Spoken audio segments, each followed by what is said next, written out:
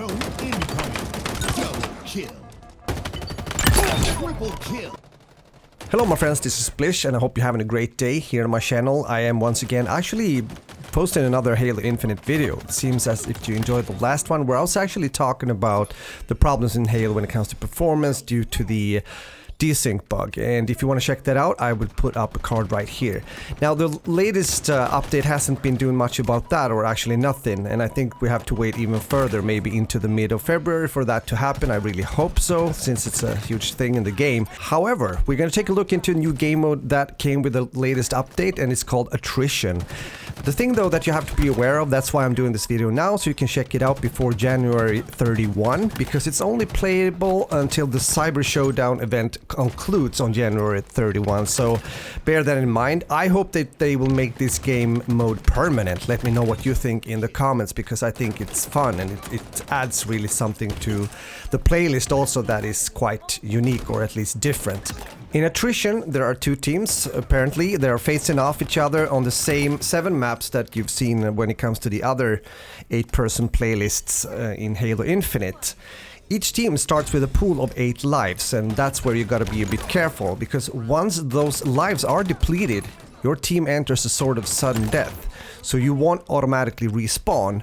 So if all 4 members of your team are killed, you lose the round. So best out of 3 rounds wins. But it becomes even more exciting than that, because when your team is out of lives, you can revive down teammates, standing close to them, and depending on what platform you're playing on, holding that button next to this orb that is floating where they last died, and they will spawn again. And in this end game state, there is a danger zone, you can think of it like that, that is showing up, and it's of course shrinking, becoming smaller and smaller, and it will then slowly restrict the area in which you play.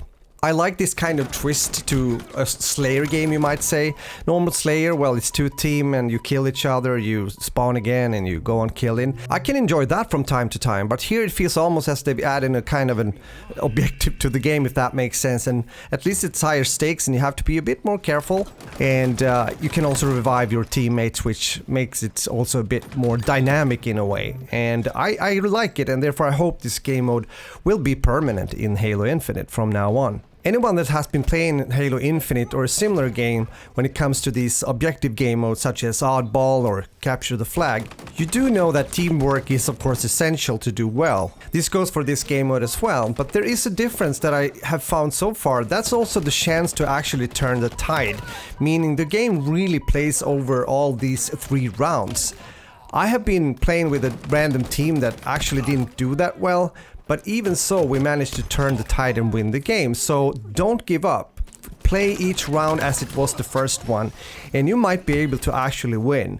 Because you have to remember that the ability to actually revive your teammates plays a huge part here. So if you play that well and choose the right moments to actually revive your teammates, because you're quite vulnerable when you're standing there in the open trying to get your teammate up on the feet again.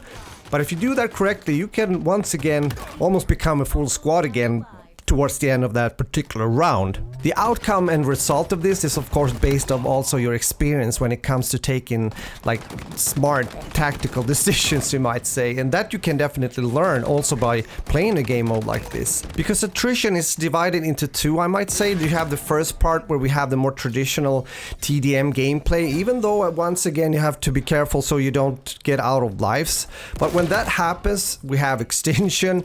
It's almost like playing a battle royale game. The zone might start to narrow in, and maybe you're the last survivor and you have to make those decisions once again if you're gonna try to stay alive and get those kills, or if you actually have a chance to revive 1 or 2 of your teammates so you can take the opportunity to push even harder. All this is also of course due to what kind of individual skill you have when it comes to 1v1s or 1v2 and those kind of situations.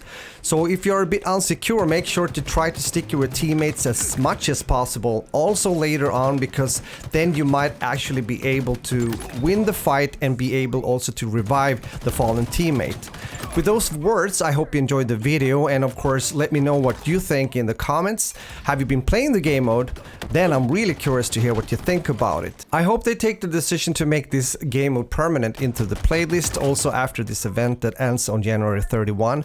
Of course, also as mentioned, that they do fix this desync bug and push the performance even further when it comes to Halo Infinite.